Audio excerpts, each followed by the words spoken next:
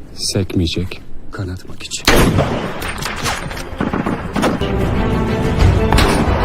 Bulursun. Gimana kabar kalian hari ini? Semoga sehat selalu dan dimudahkan segala urusannya. Pada episode kali ini, Mimin mau ngebahas alur cerita film berjudul Dektu yang dirilis pada tahun 2016. Menceritakan 7 tentara muslim Turki yang ditugaskan untuk menyelamatkan seorang jurnalis wanita yang disandra oleh teroris ISIS. Baku tembak dan adu sniper sangat ciamik dalam setiap adegan filmnya, sehingga IMDb sendiri memberikan rating tinggi yaitu 9,5 bintang dari 10 bintang. Ya udah, tanpa berlama-lama lagi, mari kita masuk ke filmnya. Semonggo.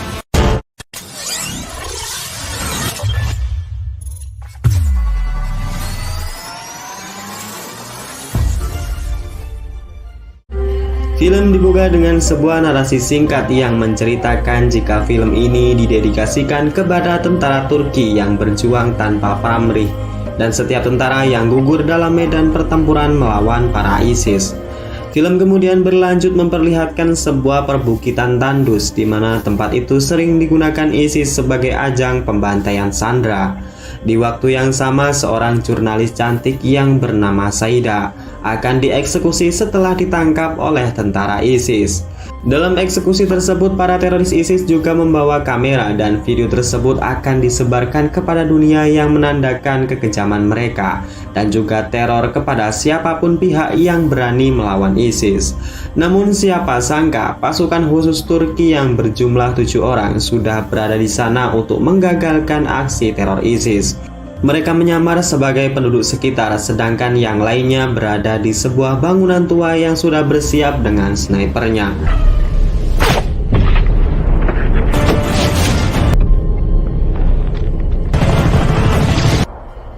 Singkat cerita, ketujuh pasukan Turki tersebut berhasil menyelamatkan Saida. Operasi dipimpin oleh Letnan Faisal Musa, sedangkan keenam pasukan yang dibawanya adalah Esren, Ogus, Mustafa, Bekir, Beibar, dan yang terakhir yang bertindak sebagai sniper bernama Sersan Arif.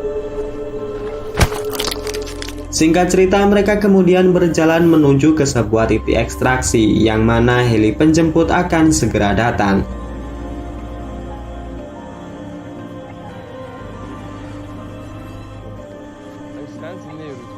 Namun jarak yang ditempuh lumayan panjang, yaitu sekitar 20 km. Ogus dan Bekir yang menjadi pengawas terlebih dahulu berjalan di depan melihat pemandangan yang sangat memprihatinkan. Puluhan warga muslim setempat telah dibantai oleh para teroris ISIS dan ditempatkan di suatu cekungan tanah. Arif sebagai sniper yang terus memantau kondisi sekitar melaporkan jika para ISIS yang barusan membantai penduduk berada tak jauh di depan mereka. Dan kemudian besar para ISIS tersebut sedang memburu para tentara Turki. Letnan Faisal Musa kemudian mengatakan kepada seluruh prajuritnya jika ia tak gentar sedikit pun karena memang pasukan Turki terkenal sebagai pasukan yang cinta mati. Sin kemudian mundur di mana pada saat itu Letnan Faisal Musa sedang memberikan wajengan kepada calon prajurit khusus Turki. Jika dari sekian ratus tentara hanya akan dipilih 20 orang saja yang akan bertugas dalam misi-misi berat bersamanya. Pidato tersebut berisi kurang lebih materi tentara khusus yang mana mereka tidak akan dianggap sebagai pahlawan. Namanya akan dilupakan dan ketenaran hanyalah omong kosong. Jika mati dalam pertempuran, maka yang mereka lihat hanyalah darah kita sendiri dan suara yang kita dengar hanyalah sebuah keheningan. Setiap tentara yang gugur akan digantikan kembali dan tugas mereka hanyalah mengabdi kepada masyarakat Turki, memberikan perlindungan dan menjauhkan dari setiap teror serta ancaman dari sisi manapun. Dan gugur satu tumbuh 1000. Scene kembali di masa sekarang di mana para teroris ISIS sudah berhasil menyusul di tempat mereka. Letnan Faisal dan pasukannya yang bersembunyi di balik bebatuan kemudian memberikan titik target musuh dan memerintahkan pasukan artileri untuk menyerang.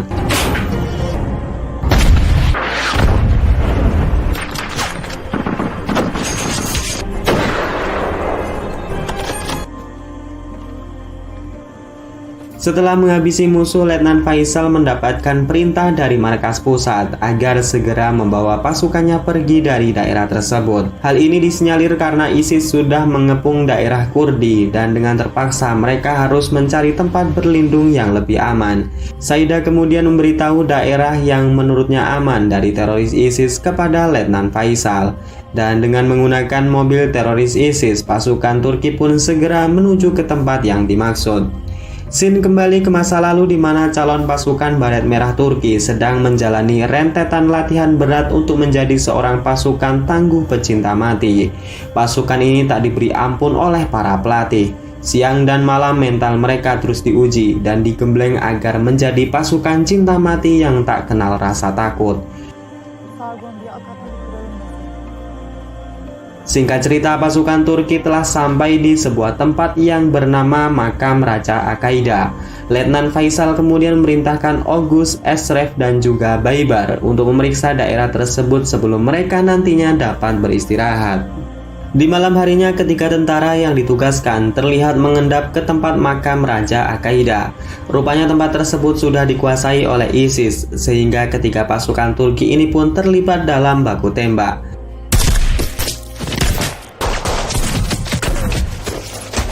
Setelah menghabisi para ISIS, singkatnya pasukan Turki menghabiskan malam mereka untuk beristirahat di sana.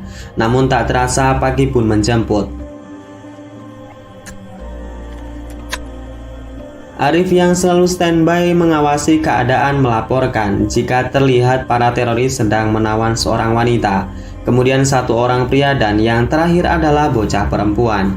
Sersan Bekir yang kemudian mengatakan jika mereka tak bisa membiarkan kejadian ini. Begitupun para tentara lainnya yang setuju untuk menyelamatkan penduduk tersebut. Arif yang membackup dengan snipernya sudah dalam bidikan sempurna, sedangkan Letnan Faisal yang maju dengan para pasukannya bersiap untuk memberikan serangan kejutan.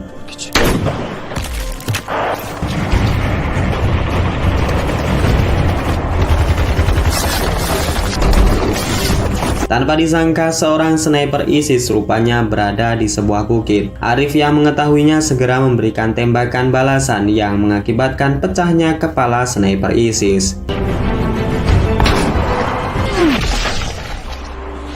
Singkat cerita, pasukan Turki berhasil menyelamatkan Sandra. Di sana seorang laki-laki yang sudah terluka diberikan penanganan medis. Ia mengaku jika sebelumnya ia adalah seorang kapten polisi di wilayah Kurdi. 80 pasukannya sudah dihabisi ISIS dan menyisakan ia seorang diri.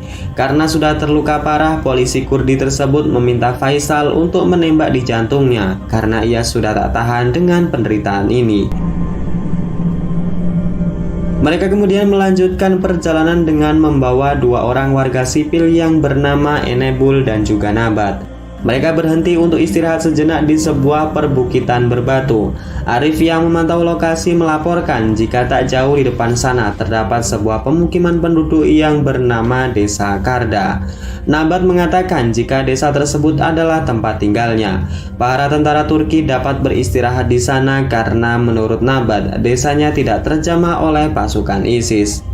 Kemudian di sore harinya mereka mulai bergerak mendekati Desa Karda. Diketahui juga jika tak jauh dari sisi timur Desa Karda merupakan lokasi penjemputan helikopter. Namun mereka harus bermalam di desa ini karena heli tersebut baru akan datang keesokan paginya. Setelah memastikan desa tersebut aman, akhirnya Enebul dapat kembali ke pelukan ibunya. Kepala suku Desa Karda kemudian memberitahu kepada Faisal jika satu-satunya yang masih tersisa dari pejuang anti-ISIS di desa mereka adalah Boran. Dan singkat cerita, Boran mengajak tentara Turki untuk beristirahat di dalam rumahnya. Kemudian di malam harinya, Boran membuka percakapan di mana 3 tahun silam ia adalah polisi Kurdi di mana lututnya tertembak oleh ISIS saat memerangi mereka di kota Tal Afar. Di tengah obrolan tersebut, radio komunikasi kemudian berbunyi. Markas pusat mengabarkan jika ISIS sudah meluluhlantahkan pasukan Irak dan juga Kurdi yang tersisa di pusat kota.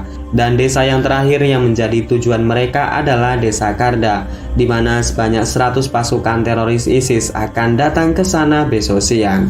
Pasukan Turki diperintahkan untuk segera meninggalkan desa Karda esok pagi saat fajar belum terbit. Faisal kemudian memutuskan untuk pergi malam ini bersama dengan pasukan Turki lainnya. Namun Saidah mengatakan jika para teroris tersebut akan membantai seluruh masyarakat desa Karda seperti mayat-mayat desa lain yang sebelumnya mereka lihat.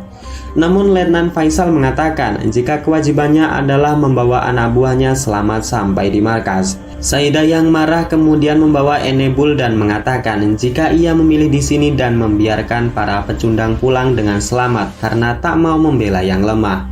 Mendengar hal itu Faisal nampak gundah dan kemudian ia mengatakan kepada Ogus jika selama menjalani misi ia kerap melanggar perintah demi menyelamatkan orang-orang yang bukan tujuannya. Faisal kemudian meminta pendapat kepada Ogus tentang apa sikap yang seharusnya mereka lakukan. Secara mengejutkan Ogus berpendapat jika dalam logika dan perintah seharusnya mereka pergi meninggalkan desa ini. Namun hatiku selalu berkata lain. Ia tak tega jika penduduk desa dibantai dengan keji oleh teroris ISIS. Dan menurutnya sumpah berani mati yang mereka ikrarkan hanya sekedar ucapan jika mereka tak berani membuktikannya. Keesokan paginya terlihat heli penjemput sudah mulai terbang dari pusat komando untuk membawa Saidah dan pasukan Turki. Namun setelah sampai di titik lokasi, Faisal memilih untuk tinggal dan melindungi penduduk desa sedangkan heli tersebut membawa anak-anak dan juga penduduk yang sudah tua untuk diamankan. Pada mulanya Saidah tak ingin dibawa oleh heli penjemput, namun Faisal mengatakan jika tugas ini adalah menyelamatkan Saidah. Namun ia berpesan untuk merahasiakan misi ini dan jangan sampai menulis apapun nanti di artikelnya.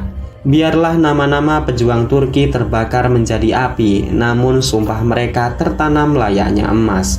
Sebelum pergi, Faisal kemudian memberikan sebuah surat kepada Saidah untuk membacakan sampai nanti tiba di pangkalan.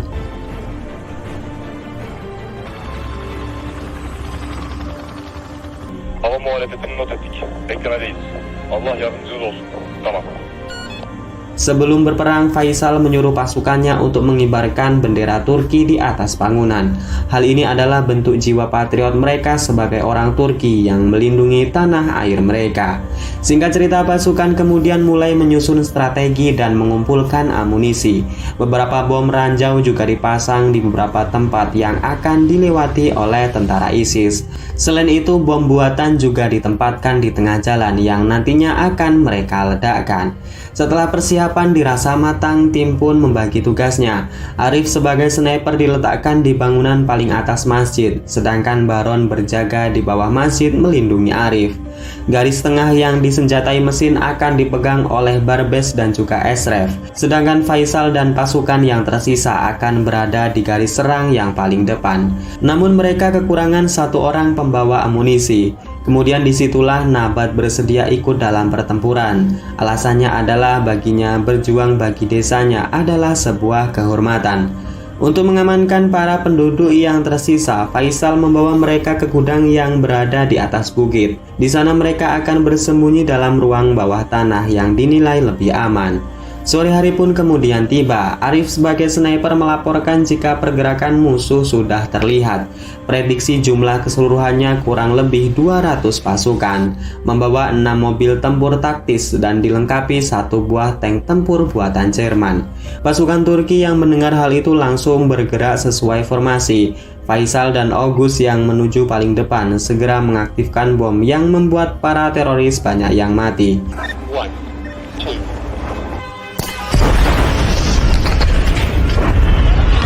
Dan setelah ledakan tersebut, para teroris menyerbu pasukan Turki sehingga baku tembak pun terjadi. Çatmak için.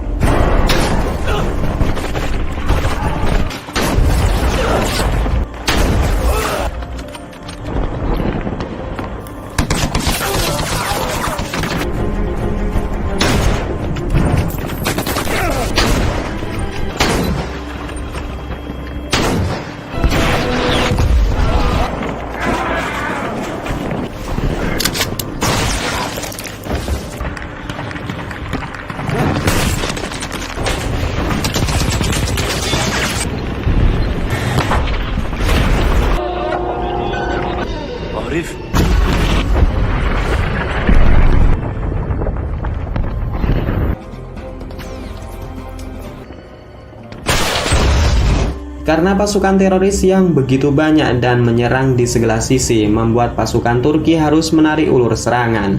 Mereka kemudian turun di sisi tengah barisan untuk menyatukan kekuatannya. Mustafa yang menahan serangan dari sisi paling garis depan harus tertembak dan membuatnya terpojok. Ia tertangkap dan akan dieksekusi oleh tentara ISIS. Kemudian pesan terakhirnya kepada Arif, Mustafa mengatakan jika ia harus merawat putranya. Arif yang mendengar kemudian berjanji akan merawat putra Mustafa layaknya anak kandung ia sendiri. Dan untuk perjuangan yang terakhir, Mustafa kemudian menarik pin granat yang ia pegang dan meledak bersama dengan beberapa teroris yang akan membunuhnya. Para pasukan Turki yang terus diserang tak ada pilihan lain. Garis tengah pertahanan mereka sudah dijamah oleh teroris ISIS. Pasukan Turki terus bergerak mundur sampai di garis paling belakang dengan membawa Baron dan juga Nabat yang tertembak. Namun saat menuju ke benteng yang terakhir, Esref yang berlari di garis belakang tertembak oleh sniper musuh. Bukannya menyerah, Esref justru menyuruh Arif untuk menggunakan tubuhnya sebagai pelindung dan membalas tembakan sniper musuh. Arif yang mendengar ucapan temannya sontak menolak. Namun Esref balik menggertak Arif. Jika begitu pilihannya, maka dipastikan mereka semua tak akan ada yang selamat dan mereka gugur bersama di tanah ini. Arif yang mendengarkan ketulusan Esref dengan terpaksa menggunakan badannya untuk perisai dan ia langsung melumpuhkan sniper musuh. Pertempuran terus berlangsung hingga di benteng pertahanan yang terakhir. Mereka terus diserang oleh pasukan ISIS yang tak habis-habis. Hal itulah yang kemudian menjadi masalah di mana amunisi yang saat ini sangat dibutuhkan telah menipis.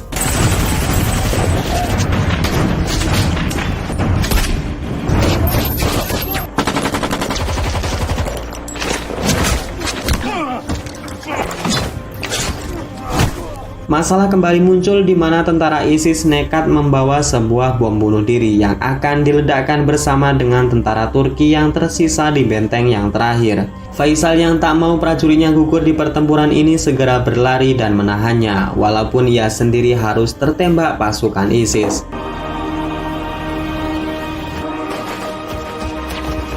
Di waktu yang sama, helikopter penyelamat telah sampai di markas besar tentara Turki. Di sana Saidan membuka surat yang ditulis oleh Letnan Faisal. Isi surat tersebut kurang lebih menceritakan putrinya yang telah tewas 1 tahun yang lalu karena sebuah penyakit. Andaikan ia hidup, Faisal menginginkan ia akan menjadi sosok seperti Saida, yang pemberani dan juga mau berkorban untuk tanah airnya tercinta. Saidan yang membaca surat tersebut tak bisa membendung tangisnya lagi. Di bawah panji kebanggaan Turki di sebuah benteng terakhir mereka, pasukan Turki mendampingi Faisal yang kala itu tengah sakaratul maut. Di sana Faisal memberikan sebuah surat kepada Oghuz. Isi surat tersebut kurang lebih adalah nasihatnya kepada seluruh pasukan Baret Merah jika di luar misi, hati nurani seorang prajurit adalah tujuan misi sebenarnya. Prioritas utama mereka adalah para penduduk dan menyampingkan segala ego dan prioritas pasukan pribadi. Dan pesan terakhirnya agar pasukan Baret Merah terus memegang sumpah setianya kepada tanah air tercinta. Dan akhirnya Faisal pun meninggal dunia. Di akhir cerita, para penduduk yang sudah aman mulai keluar satu persatu. Mereka mendoakan pasukan Turki yang telah gugur mempertahankan desa ini. Oghuz dan Bekir yang menunggu heli penjemput diberikan minum berupa susu kambing oleh warga. Dan tak lama kemudian heli penjemput sebanyak 5 buah datang untuk membawa mereka. Dan kemudian film ini pun selesai.